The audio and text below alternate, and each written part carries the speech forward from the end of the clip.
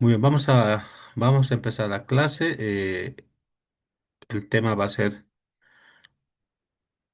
retina. Un ratito voy a compartir mi pantalla.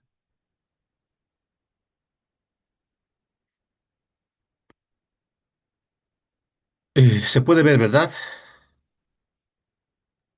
¿Se Doctor, ve? se ve nomás. Muy bien, Sí, muy bien. El tema de retina. Ahí van a ver, algunos están, creo que hay en dos de salas de esperas. Vamos a admitir todos.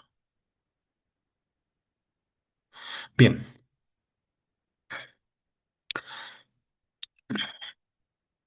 ustedes han visto, bueno, este es el nervio óptico.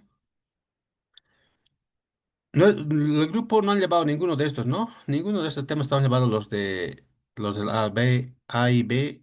No han visto esto todavía, ¿verdad? sí, doctor, los del A y el B. Algunos compañeros estaban preguntando del A si podían entrar y les dije que entraran. Igualmente es para todos. Sí, sí. Pero dime, no he llevado con el B este tema retina, ¿verdad? No, doctor, no hemos llevado con el B. Y con el Retinas, A hasta ahora tampoco. solo, ni con el A, solo han llevado, creo, estrabismo y uveitis, los del A Ah, y sí, nosotros sí, los del sí, sí, B. sí. Muy bien. Bueno, la retina, como ustedes ven, esta es la imagen de las retinas del fondo de ojo. Esta es la papila, pues la voy a poner puntero. Esta es la papila. Esta papila, como ustedes ven aquí, tiene un borde nítido. ¿Eh? El borde es nítido. Esta es la excavación, esta área de aquí. La excavación, lo normal es hasta 0,3. Si es 0,3, si 0,4, 0,5, 0,6, pues es patológico. Entonces, esta papila es muy importante porque por aquí pasan todas las fibras nerviosas de la retina, o sea, todo el nervio óptico está formado por los axones de las células ganglionares.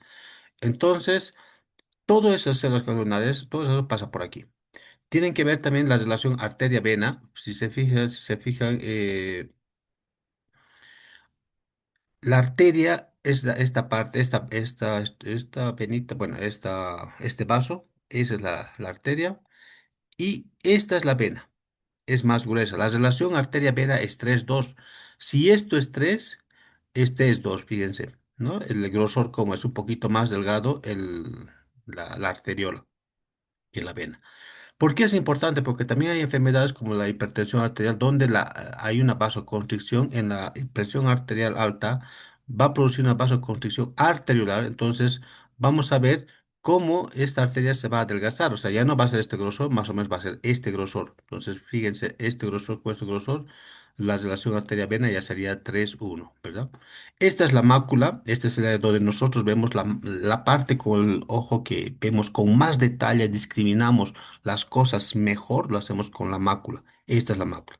Y todo esto es la retina periférica donde no encontramos ninguna enfermedad. Esta es la mácula, esta es una zona deprimida y en la mácula solamente hay conos. Si ustedes se fijan de aquí a aquí, solo hay conos. Los bastones no hay en la mácula. Entonces los bastones, a medida que se va alejando hacia la periferia, ahí van acumulándose cada vez más bastones. Pero en la mácula solamente hay conos. Entonces, estos conos y bastones, los conos están relacionados con la visión cromática, con la visión de colores. O sea, durante el día hay mucho más, vemos más, distinguimos más colores que de noche. Entonces, los conos están especializados en eso, ¿no? Hay tres tipos de conos: conos rojos, verdes y azules. Estos tres conos son los que nos permiten ver toda la gama de colores que conocemos actualmente, ¿no? Nosotros, es gracias. Y los bastones también nos ayudan a ver la visión, o sea, nos permiten mejorar la visión y especialmente por la noche. La visión escotópica, como dice ahí, la visión escotópica es la que está encargada de la visión nocturna. O sea, por la noche nosotros vemos más con los bastones que con los conos, ¿sí? Entonces, desde el punto de vista funcional, hay dos tipos de lesiones. Uno que pueden afectar a la mácula y respetan la periferia, y otras que dañan primero la periferia y lo último que dañan es la mácula. Entonces, cuando hay una lesión central, principalmente esta enfermedad está representada por la degeneración macular senil. Como su nombre indica, es una degeneración que va dañándose la mácula progresivamente con la edad. Y esto lo que va a hacer es dificultar para leer. Ustedes en este momento están mirando sus pantallas de sus dispositivos, lo están haciendo con su mácula. Entonces, esta es la que se va a dañar por la edad. Luego hay otra, la lesión periférica, una de las enfermedades más comunes, la que más se puede encontrar, es la retinosis pigmentaria. Es una enfermedad en la cual la periferia se va dañando, así como el glaucoma, la periferia se va dañando y poco a poquito el paciente va quedando ciego y eso, lamentablemente esta enfermedad no tiene tratamiento, ¿no? Si se fijan en esta imagen, esta es la papila y toda esta zona de aquí, toda esta zona de atrofia que ustedes ven, mira, no es igual que el resto de la retina, esta zona atrofiada, y esta es una degeneración macular senil. ¿Sí? A eso llamamos degeneración macular senil. Esta es una enfermedad que ven aquí, estas manchas negras que ustedes ven, se llama retinosis pigmentaria, espículas óseas se llaman estas. Eso es para determinar el daño periférico y lo último que se daña es la mácula. ¿Cómo vamos a explorar la retina? Una forma de explorar la retina es por medio de un oftalmoscopio directo. Este es el oftalmoscopio directo. Generalmente los oftalmólogos ya no usamos esto. Algunas veces, seguramente ustedes en sus prácticas en semiología o alguna otra práctica han debido usar.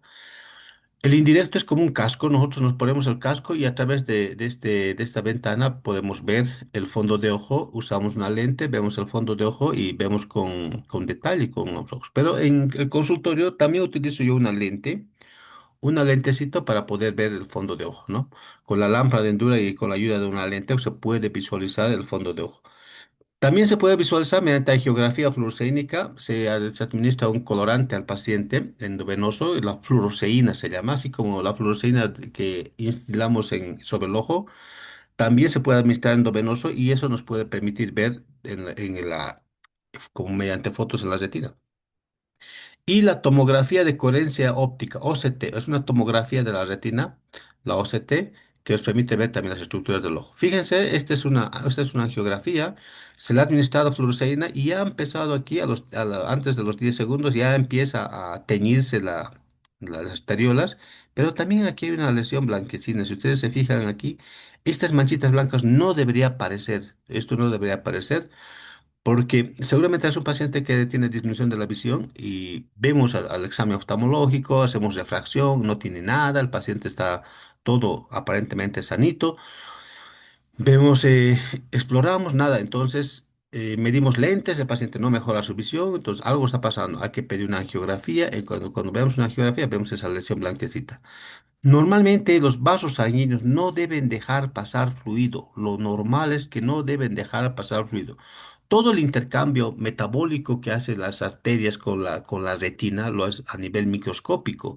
No es visible, ¿no? No es visible. En este caso estamos viendo, se está visualizando esta fuga de líquido a través de esos vasos y eso está dificultando a su visión, ¿no? Ahí vemos otra vez. Ahí vemos un poco más. Esta es la retina, esta es la retina, la mácula en esta parte. Si usted se fija, tiene una forma deprimida y aquí solamente hay conos. Estas son diferentes estructuras de la retina, diferentes estructuras de la retina. Ahí están todas las capas. No os voy a preguntar nada de esto, pero quiero que se fijen cómo es la mácula, qué aspecto tiene la mácula normalmente una tomografía. Aquí está pasando el láser justo por la mácula y ahí nos está mostrando cómo está esa zona deprimida.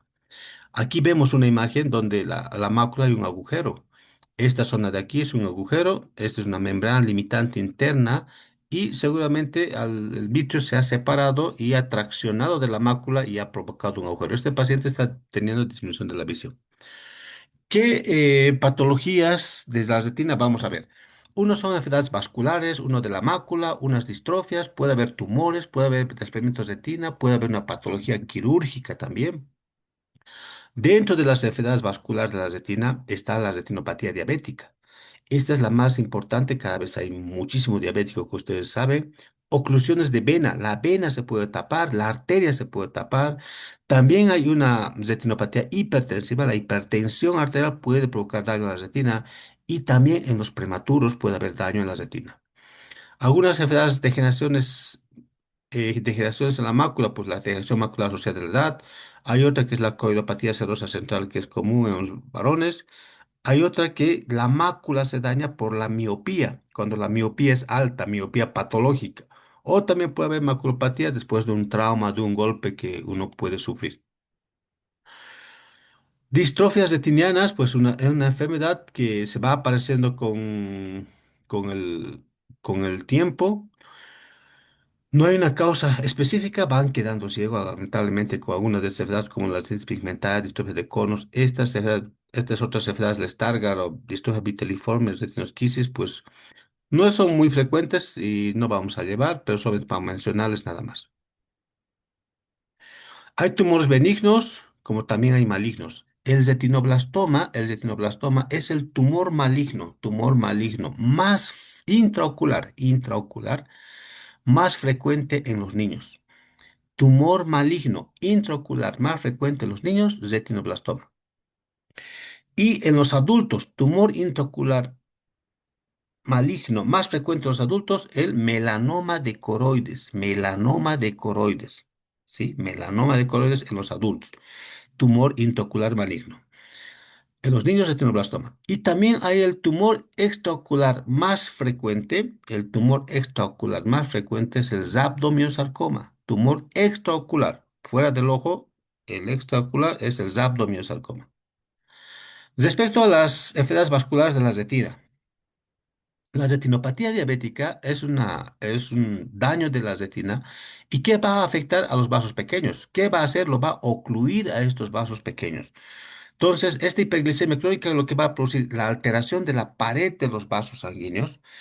Esta va a alterar, los va a debilitar y va a hacer que haya fuga de del líquido, de la sangre que hay de los vasos sanguíneos, va a salir de esos vasos sanguíneos. Lo normal les había dicho que no sale.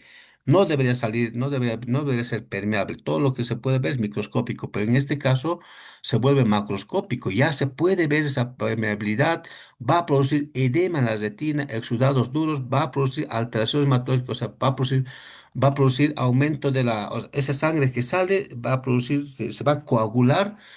Esta coagulación debido va a ser gracias a la adhesividad, agregación plaquetaria, y cuando se ocluye un vasito, lo que va a producir es isquemia en esta zona, y esa isquemia va a hacer que prolifere otros vasos sanguíneos. Va a aparecer nuevos vasos sanguíneos y esos vasos sanguíneos van a ser anormales. Son vasos sanguíneos que con facilidad sus paredes dejan pasar fluido, entonces a eso va a llevar. Estos pacientes con diabetes, con diabetes, pues en nuestra población más o menos tenemos un 8, quizás está aumentando cada vez más en Latinoamérica y cada vez más diabéticos. Cuando hay un paciente diabético tipo uno, un paciente diabético tipo uno como su presentación, sus síntomas, signos son de forma brusca, aguda, son personas que reciben tratamiento inmediatamente, son pacientes que una vez que reciben tratamiento, pues están bien controlados porque se vuelven insulino dependientes, ¿no? Estos niños. Entonces, por tanto, se controla mejor su diabetes, ¿eh? Y en los primeros 10 años apenas se puede encontrar daño en la retina. Pero ya a partir de los 10 a 15 años de diabetes, estos pacientes ya empiezan a tener eh, daño en su retina, ¿sí? Ahora, los diabetes tipos 2, realmente cuando hay más de 10%, más de 10 años del diabetes tipo 2, ya fíjense, casi un 25% de estos pacientes ya tienen daño en la retina. Pero en nuestro medio es cada vez más, ni siquiera pasa 10 años y ya tienen síntomas de la retinopatía diabética. Por esa razón es importante cuando ustedes tengan un paciente con diabetes, inmediatamente deben enviar a una valoración oftalmológica. Pregunten al paciente si está haciendo control con oftalmología. Si es la primera vez que ustedes están diagnosticando diabetes, o sea, es un paciente nuevo de diabetes, inmediatamente mándenlo al oftalmólogo, ¿no? ¿Por qué? Porque hay pacientes, por ejemplo, me tocó ver pacientes en la cual tienen poco tiempo de diabetes y ya están con daño en su ojito, ¿no? Hay los pacientes, los jóvenes, los jovencitos, más jóvenes, pues más rápido pasa la diabetes.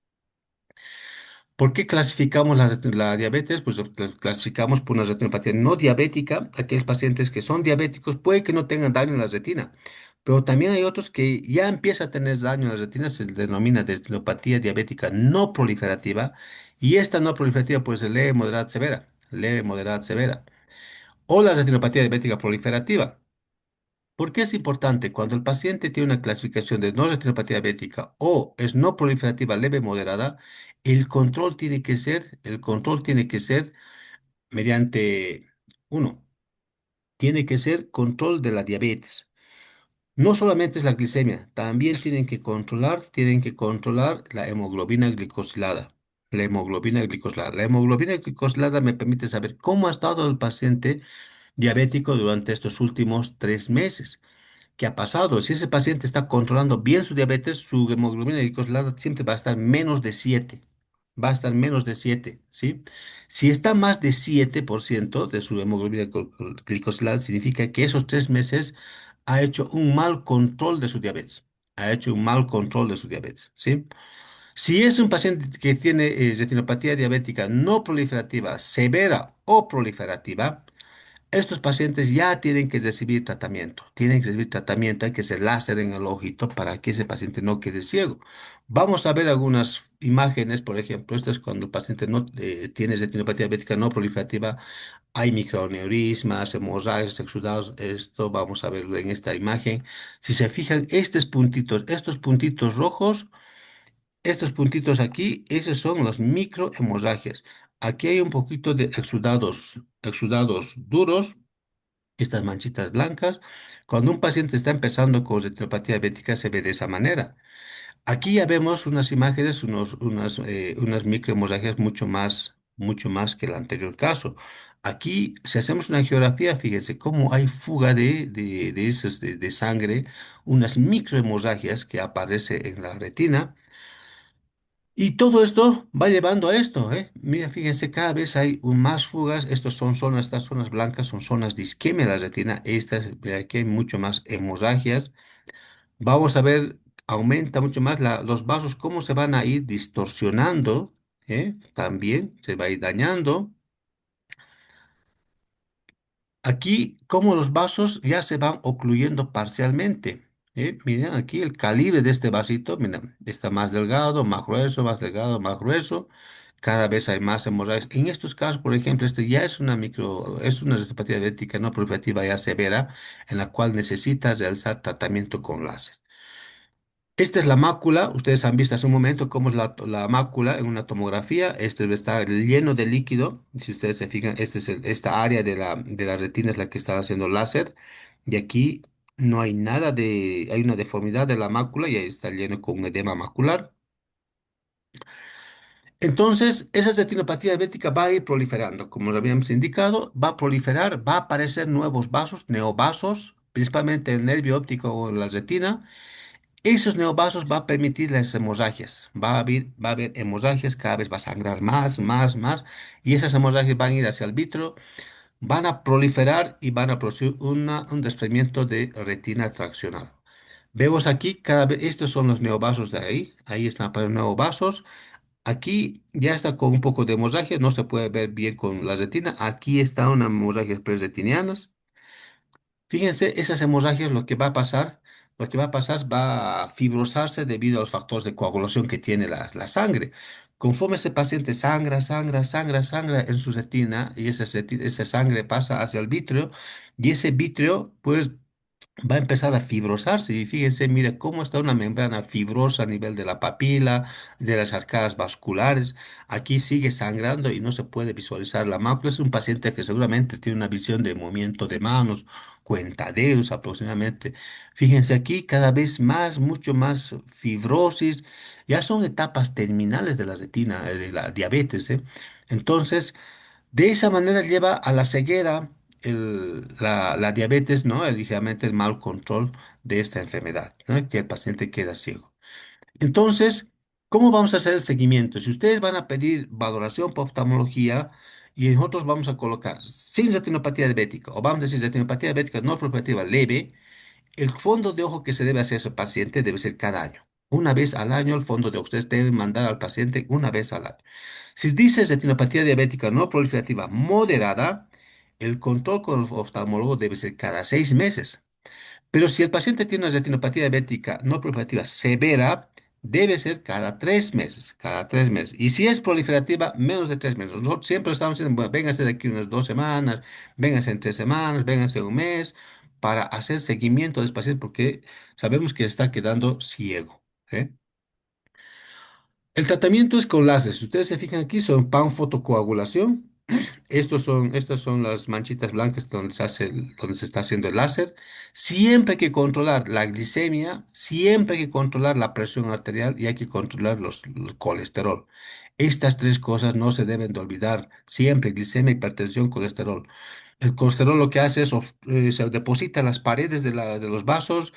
La diabetes lo que daña es los vasos, lo adelgaza, daña la pared de los vasos sanguíneos y la presión, cuando uno sube, la presión sube, puede ser porque se niega, se enfada, levanta cosas pesadas, sube de golpe la presión y lo que va a hacer es romper a esos vasos sanguíneos y por tanto va a provocar hemorragias, ¿no?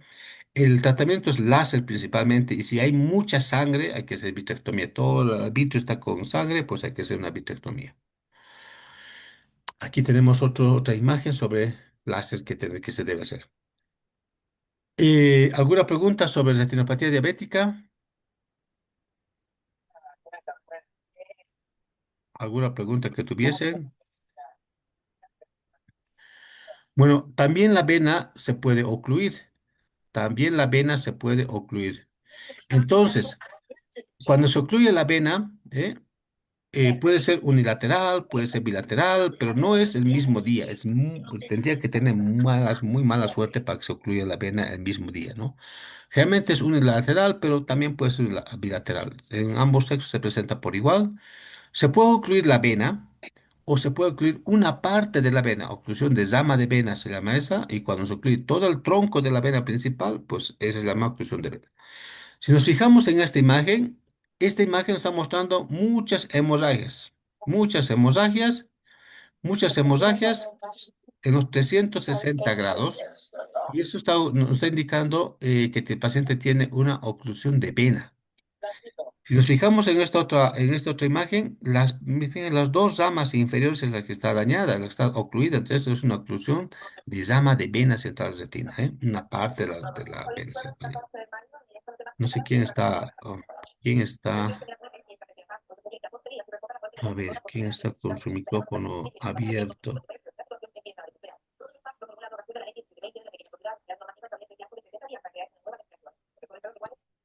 Creo que es ella.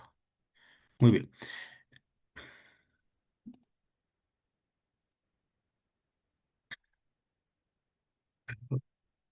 Bueno, aquí tenemos otra oclusión de rama de vena, la rama temporal superior es la que se ha ocluido. Y ahí también está afectando a la mácula, ¿eh? Entonces, ¿por qué se produce esto? Porque aumenta la viscosidad sanguínea, o sea, por la leucemia, la diabetes mellitus, también cuando tienen policitemia, o sea, tienen poliglobulia el paciente, puede aumentar la viscosidad de los vasos sanguíneos y eso provocar oclusión de la vena. Cuando hay inflamación de la vena, por ejemplo, también un uveitis posterior puede provocar. Cuando hay hipertensión arterial, también aumenta la presión externa, también puede ocluir la vena. Y esto generalmente se presenta con disminución de la visión. El paciente de la noche a la mañana, el paciente deja de ver. El paciente dice, doctor, estoy viendo borroso desde hoy. Ayer estaba viendo bien y he dormido y he despertado ya viendo borroso. Y vemos aquí lleno de hemorragias en los 360 grados de la retina, ¿no? Hay hemorragias, tortuosidad de los vasos, hay edemas de la retina. Entonces, este pronóstico es variable. Algunos pacientes recuperan su visión, otras no recuperan nada. La mayoría no recupera, ¿eh? Aquí vemos otra oclusión de vena. Estos pacientes se complican con edema macular, con isquemia, por tanto, también va a producir neovascularización, va a producir hemorragias vítreas, así como la retinopatía diabética va a producir hemorragias vítreas, va a producir glaucoma neovascular. Si vemos aquí está el edema macular, y unas hemorragias subretinianas. Esto es la glaucoma neovascular. Como ustedes saben, sobre el iris es la capa media del ojo y el iris está lleno es la capa vascular y por tanto hay muchos vasos, pero los vasos sanguíneos sobre el iris no es visible, no es visible, pero en este caso estamos viendo múltiples vasos sanguíneos. Cuando hay presencia de estos vasos sanguíneos, siempre es patológico, siempre es patológico, ¿eh? Siempre es patológico. Entonces, ¿esto a qué se debe? ¿Por qué hay aquí neovasos sobre el iris? Porque en la retina ha habido hay una zona que está isquémica. Puede ser que tengas retinopatía diabética, puede ser que sea oclusión de vena, oclusión de arteria, y esa isquemia es lo que hace que produzca formación de neovasos, y esos neovasos desde la parte posterior de la retina va hacia la parte de adelante. Y esto va a elevar la presión, va a tapar el trabéculum. Al tapar el trabéculum va a elevar la presión y el paciente va a ir quedando ciego progresivamente. El tratamiento de estos pacientes es con láser. Las zonas de isquemia, ahí se debe realizar láser para evitar de que quede ciego. Entonces, se hace angiografía para ver dónde hay zonas de isquemia. ¿Dónde hay zonas de isquemia? Entonces, para poder identificar y hacerlas. También se puede ocluir la arteria y esta arteria se puede ocluir por émbolos porque se tapa esa arteria o porque hay una compresión de esa arteria, ¿sí? Entonces, lo contrario que de la oclusión de vena, la vena está lleno de sangre. Aquí no llegas riego sanguíneo. Entonces, como no llegas riego sanguíneo, todo se vuelve pálido. La retina se encuentra todo pálido. Este paciente, por ejemplo, tiene aquí una arteria cilio-retiniana, se llama. Esta arteria está dando irrigación a la mácula. Entonces, este paciente está viendo por la parte central, la periférica no ve, pero la parte central ve. Algunos pacientes, no todos tienen esta arteria retiniana, algunos no tienen, entonces cuando se ocluye, pues el paciente totalmente queda ciego, ve apenas percepción de luz o un poquito más o menos, y su posibilidad de recuperar su visión es mucho, mucho menos. ¿Eh? La clínica de estos pacientes, cuando tiene oclusión de arteria, principalmente en amoroso y fugaz. ¿Qué nos va a referir ese paciente? O sea, va a decir, doctor, estoy viendo borroso a momentos durante el día, se tapa, dejo de ver y después de unos segundos vuelvo a ver nuevamente. Se ocluye otra vez y después vuelvo a ver. No, eso se llama amoroso y fugaz. Va a haber igual, pero busca la agudeza visual. En el fondo nos vamos a ver el blanqueamiento difuso de la retina, esa mancha macular rojo cereza es típico de esta enfermedad, esta mancha macular rojo cereza, y va a haber estrechamiento de los vasos sanguíneos van a estar ocluidos, ¿eh? Vemos aquí cómo le ha hecho una angiografía a este paciente, vemos cómo hasta dónde llega, ¿eh? Dónde llega, y ahí este paciente tiene una arteria silosretiniana, está llegando la mácula, ¿no? Entonces fíjense cómo está, hasta hay un límite nada más de la arteria y este paciente tiene esa oclusión de arteria. Este paciente hay que bajar la presión arterial, hay que bajar la presión de los ojos. Se puede dar corticoides sistémicos para hacer que se recupere pues, nuevamente la irrigación, pero a veces no pasa eso, ¿eh? Entonces, muchas veces pacientes quedan ya ciegos. Pacientes. La hipertensión puede también causar daño en la retina. Entonces, estos pacientes en la hipertensión arterial producen vasoconstricción. Entonces, es para producir múltiples hemorragias, esa presión alta se eleva y va a hacer que se rompan las arteriolas para empezar a dar hemorragia, hemorragia, hemorragia. Va a haber edema de papila cuando hay una hipertensión arterial grave. Esto es muy importante porque cuando hay una hipertensión arterial grave, cosa en riesgo la vida del paciente, cosa en riesgo la vida del paciente. Entonces, cuando ustedes tengan pacientes con hipertensión arterial, mándenlo a oftalmología para ver que no tenga edema de papila, porque esto nos está diciendo, este paciente se está por morir. Eso nos está diciendo. Cuando ustedes tengan pacientes con preeclampsia o eclampsia, también tienen que mandar a esto, ¿no?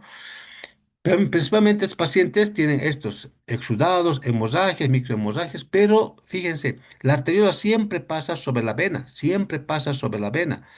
Y al pasar sobre la vena, ocluye la vena y empieza a producir hemorragias, hemorragias, ¿no? Entonces, estas son las de esta oclusión de la arteria y esto es lo que va a producir. Entonces, a estos pacientes a nivel ocular no puedo hacer nada porque es la parte sistémica la que está dañada. Lo que hay que hacer es control de la presión arterial. La hipertensión tengo que bajar lo más antes posible, mandar al cardiólogo que baje su Presión arterial. Fíjense cómo así la relación arteria-vena. Aquí está la vena y esta es la arteria. Produce una vasoconstricción arteriolar. Ya no es la relación arteria-vena 3:2, sino aquí es 3 y este es 1, ¿no? Fíjense, es 3 veces más que este, ¿no? Ese es el grosor. Los prematuros también pueden tener daño en la retina y esto generalmente se debe cuando nacen pequeñitos, cuando tienen menos de 1.300 gramos, nacen de 32 semanas o menos, ¿eh? Cuando tienen muchos niveles de oxígeno, mucho tiempo, esos son pacientes que están oxigenando, saturando, por ejemplo, un 100% de 80, 98, 100% de saturación. No pueden los prematuros tener ese tipo de nivel de oxígeno. Entre 90 y 94, ese tiene que ser su parámetro de saturación de oxígeno. Tampoco puede estar en hipoxemia, tampoco puede estar menos de 40, menos de 90, porque no le está llegando oxígeno y no llegar también está causando daño de sus ojos, ¿eh? Esto tienen que tener muy en cuenta ustedes porque cuando van a estar rotando por neonatología, tienen que controlar a estos niños su nivel de oxígeno o hipoxemia, ¿sí? La luz también hay que cubrirles al ojito a los recién naciditos, hay que taparlos, sus ojitos para que no se dañen.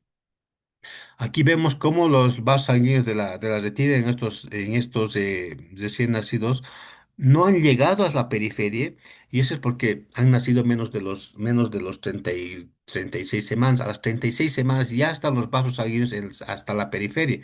Como han nacido mucho más antes, 32, 31, 30, hasta 28 nacen, son tan pequeñitos que todavía no han llegado a las llegaciones de la retina y esas zonas donde se produce isquemia.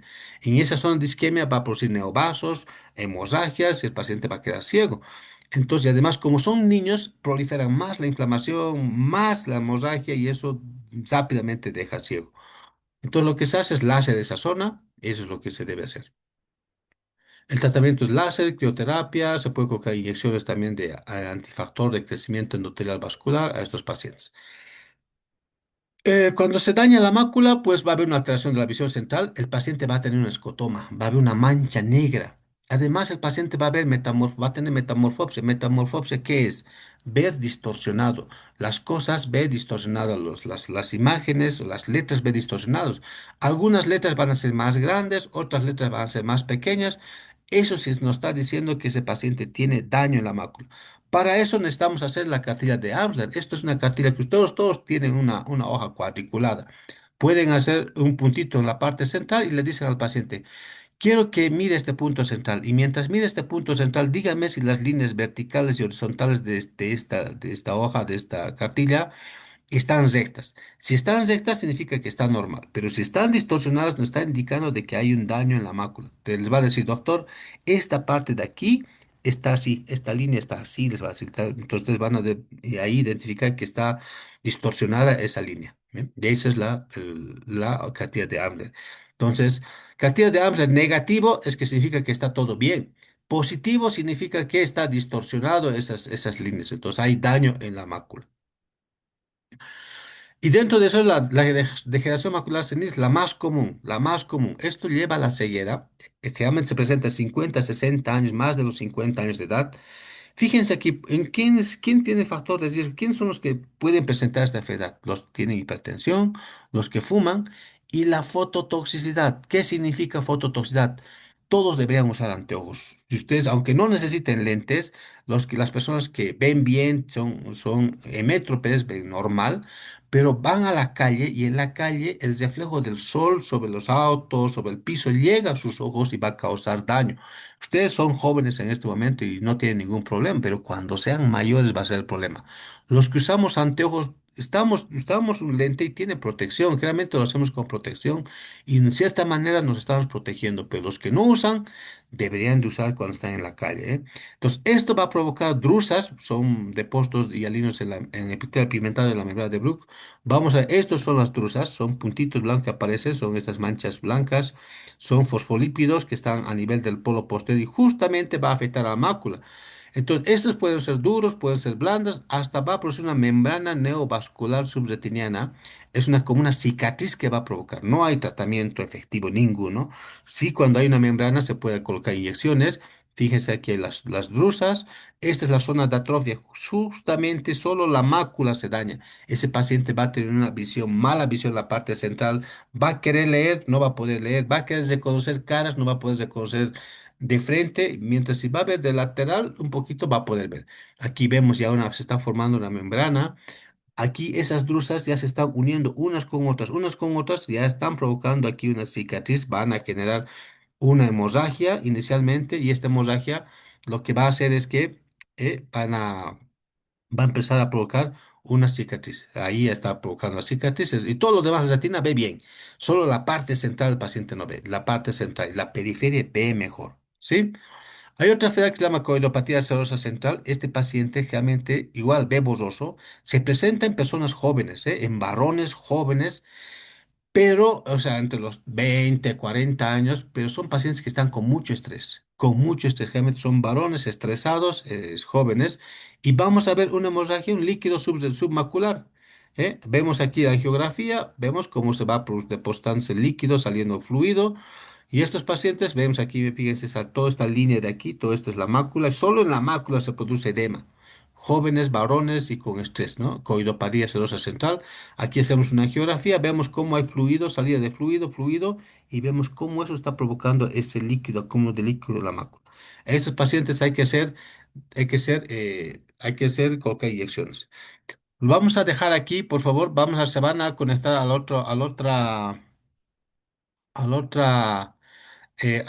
otro enlace para hablar sobre ametropías. Hasta aquí va a ser el examen de retina. La próxima semana creo que es el examen. Entonces, pasemos eso, ¿verdad?